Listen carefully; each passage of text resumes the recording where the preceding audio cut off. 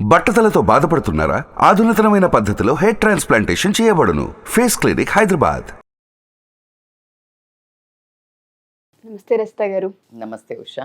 భార్యాభర్తలు ఇద్దరు చాలా మాటలు మాట్లాడుకుంటూ ఉంటారు. కొన్నిసార్లు మనకు తెలుస్తుంటుంది ఇది పక్కా అబద్ధం, ఏదో మనల్ని మూమెంట్ లో ఆపడానికి మాట్లాడుతున్నాడని అర్థం అవుతుంటుంది. నువ్వు చెప్తుంటేనే నీ ఫేస్ లో నవరసాలు పండించేస్తున్నావు. సో అలా భర్తలకు కూడా తెలుస్తూ ఉంటుంది. వైఫ్ ఏదన్నా ఒక విషయం ఫ్రెండ్స్కి సంబంధించి కావచ్చు, అలా తల్లిదండ్రులకు సంబంధించి ఏదైనా చెప్తున్నప్పుడు వాళ్ళకి అర్థమవుతుంది ఇది అబద్ధం చెప్తుంది, ఓకేలే ఇప్పుడు ఏమనొద్దని ఆగిపోతూ ఉంటుంటారు. అలా భార్యాభర్తలు ఇద్దరు ఖచ్చితంగా వాళ్ళని వాళ్ళు అంటే మోసం అనొచ్చో లేదో నాకు తెలియదు, కానీ కొన్ని సందర్భాలు అవి చాలా సీరియస్ అవుతుంది. ఏ విషయాలు ఇది అబద్ధం అని అంటే ఐడెంటిఫై చేయొచ్చు అంటాం? నువ్వు అసలు చెప్తున్నప్పుడే చిన్న చిన్న ఎక్స్పీరియన్సెస్ నీ లైఫ్ లో ఉన్నట్టున్నాయి. అందుకే చాలా నటోరియస్ గా అడిగావు. But as you said like అంతే నాటీగా మనం ఆలోచిస్తే ఖచ్చితంగా ఒకటి మాత్రం కరెక్ట్ ఉషా, ఏంటంటే భార్యాభర్తలు కానీ ఏ రిలేషన్లో కానీ మనిషి అన్నాక చిన్న చిన్న అబద్ధాలు చితక అబద్ధాలు ఉండటం అనేది common. So particularly we are talking about this relation, any male and female, this kind of a భర్త భార్య అనే రిలేషన్ గురించి మాట్లాడుకుంటున్నప్పుడు అది మోసం చేస్తున్నాము అనే ఉద్దేశంతో ఆడేవి కాకుండా చాలా ఉంటాయి.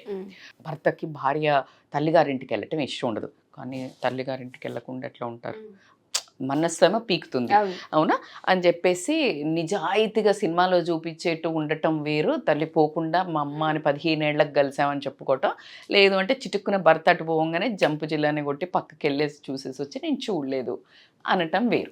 సో ఇలా ఎందుకు అమ్మ తల్లి ప్రేమను కాలేక ఇక్కడ తన మాట తీసేస్తే తనకి పోయేది ఏమి లేదు, గౌరవం అదంతా తన మీద కోపంగా అహంగా ఏదో చెప్పాడు కాబట్టికే, కానీ ఇది ప్రియోర్ కాబట్టికే అబద్ధం ఆడింది తనను రెస్పెక్ట్ చేయడానికి, అక్కడ ప్రేమను సంపాదించుకోవడానికి. సో అది అబద్ధము, not spoiling anybody's relation.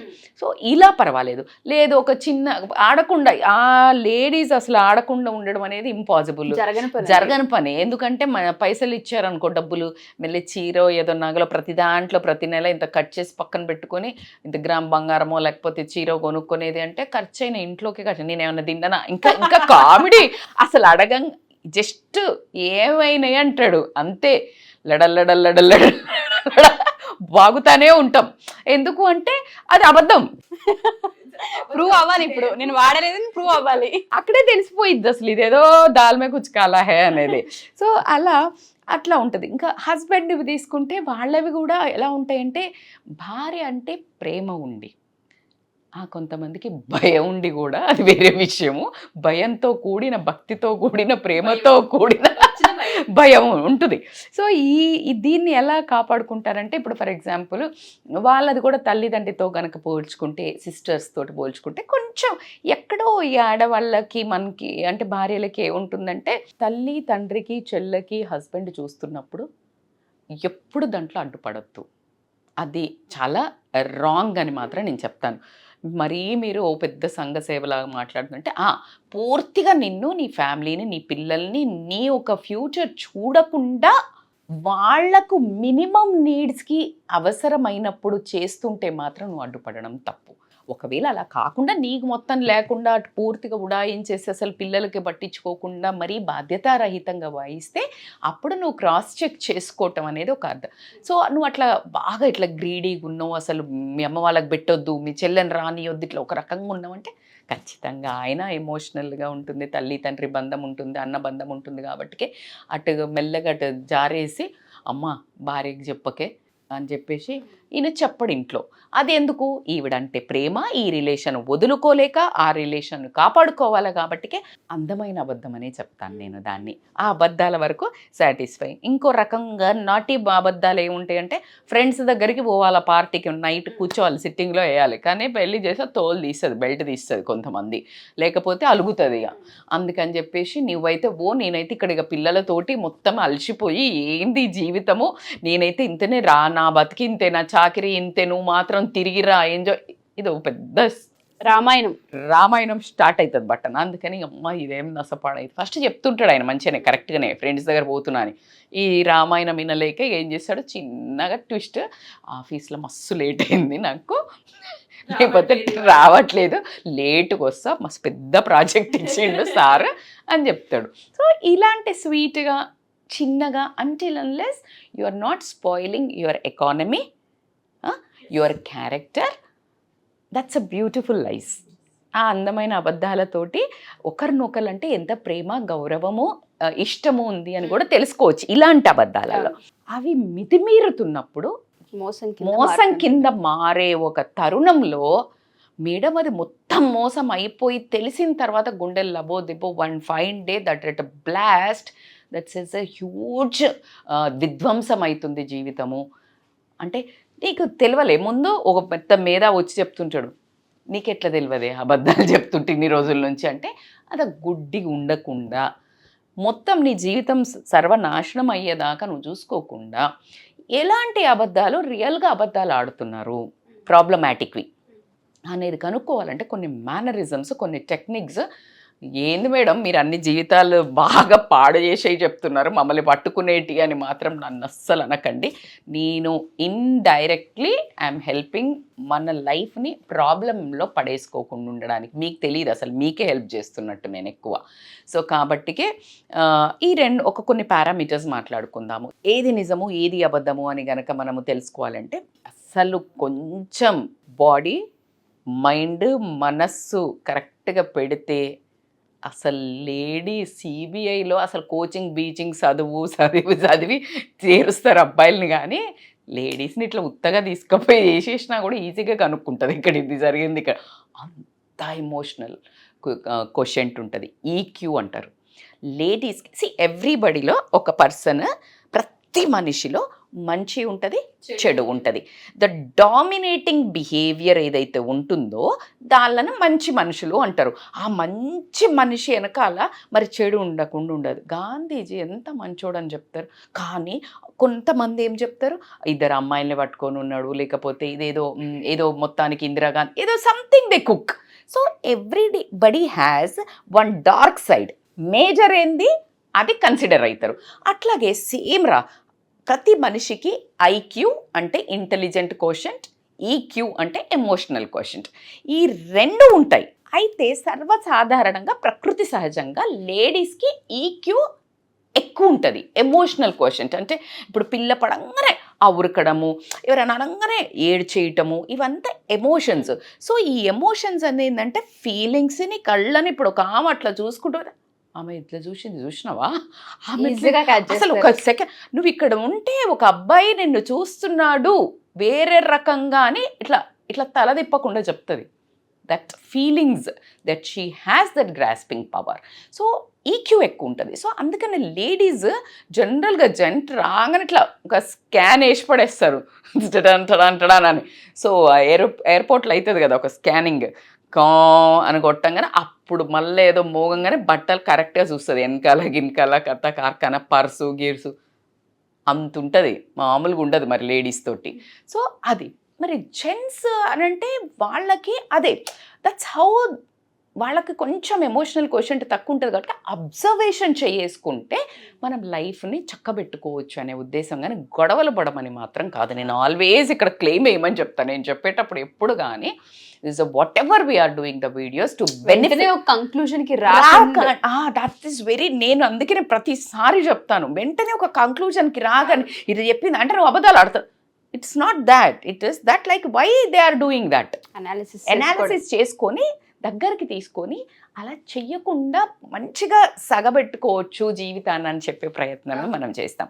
So దీంట్లో ఇప్పుడు ఏంటంటే ఫస్ట్ ఈ ఎమోషనల్ క్వశ్చన్ ఉంటుంది కాబట్టి ఫస్ట్ మనము అంటే మాటలు ఎట్లా మాట్లాడతారు, తర్వాత బిహేవియర్ ఎట్లా చేస్తారో కనుక్కుందాం మనం. అంటే బాడీ బిహేవియర్, ఓరల్గా ఎట్లా మాట్లాడతారు. ఇప్పుడు ఫర్ ఎగ్జాంపుల్ నేను మిమ్మల్ని భర్త వచ్చాడు, ఫస్ట్ భర్త తీసుకుందాము. వచ్చి రాగానే ఇప్పుడు ఫ్రెండ్స్ కలిసారు, ఎక్కడ పోయినాం అనగానే ఎక్కడ పోతా నేను ఆఫీస్ పోయినా అసలు బేసికల్గా రాగానే ఇట్లా వస్తాడు రొటీన్గా మంచి చేసి ఇట్లా మంచిగా ఏంటి ఏం జరిగింది ఇదేదో మాట్లాడు అట్లా ఉండదు. ఇప్పుడు నువ్వు లేట్ అయింది అనగానే ఇక అసలు అంటే రొటీన్ మేనరిజంకి భిన్నంగా బిహేవ్ చేస్తున్నాడు. ఈదర్ బిహేవియర్ తర్వాత ఫస్ట్ మాటలు నార్మల్గా మాట్లాడకుండా అయితే కాదు ఇట్లా పోయినా అంటే ఇదేదో కొంచెం తేడా కొడుతుంది.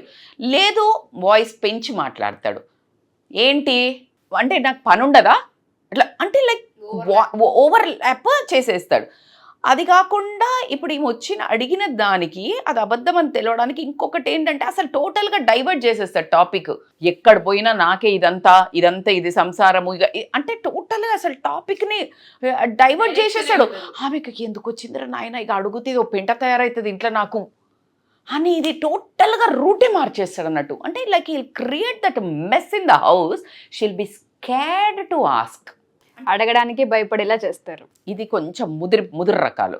సో ఈ దీన్ని నువ్వు గమనించుకోవచ్చు. వాయిస్ మాడ్యులేషన్ మారుతూ ఉంటుంది లైక్ ఇట్లా. అట్లా కాకుండా బాడీ మేనరిజం కూడా జనరల్గా ఇట్లా కూర్చొని పిల్లల్ని ఏంట్రా ఇట్లా అంటాడు, కానీ ఏదైనా కథ కార్ఖానా చేసి వస్తే చక్కగా రూమ్లోకి పోతాడు. So he will try to escape from the place, he won't be there. Okay. So ఇది ఒకటి. లేదు చాలా ఓవర్ ప్రేమ చూపిస్తారు, చాలా ఓవర్ యాక్టింగ్.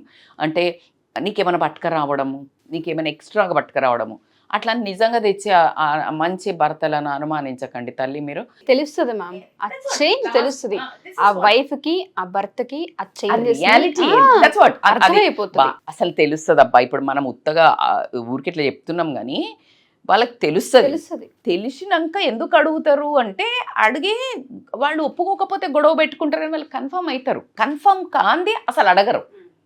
ఇప్పుడు జెంట్స్ అన్నా చీకట్లా రాయేస్తారేమో కానీ లేడీస్ ఆఫ్టర్ కన్ఫర్మ్ అడిగింది అంటే నోరు మూసుకొని నువ్వు ఒప్పుకో ముద్దాయి లెక్క, నేను చేసిన నేను ఇట్లా అయింది అని. కానీ నువ్వు ఎకసెకలు పడి ఏదో ఒకటి అడిగితే అసలుకే మోసం వస్తుంది.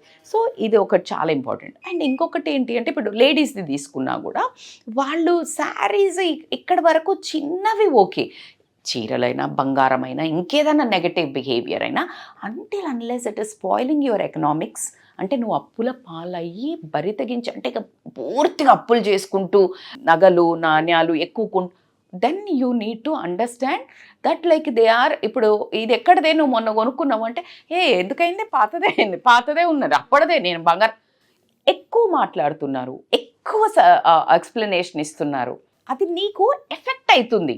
ఎఫెక్ట్ కావట్లేదు నీ economics, it's a good investment, yeah don't fight for that.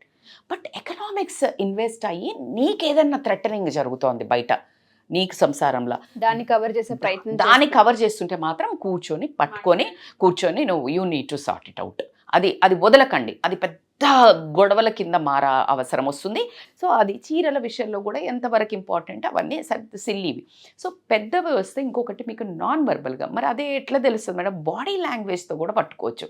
నేను చెప్తున్నా కదా ఉషా, ఎవరైనా ఒక్క క్షణము ఆ బయటికి ఎవరైతే అబద్ధం చెప్పి వచ్చారు, బయట నుంచి వచ్చిన వాళ్ళు అబద్ధం ఆడుతున్నారు అనుకుంటే just keep quiet, your heart says first.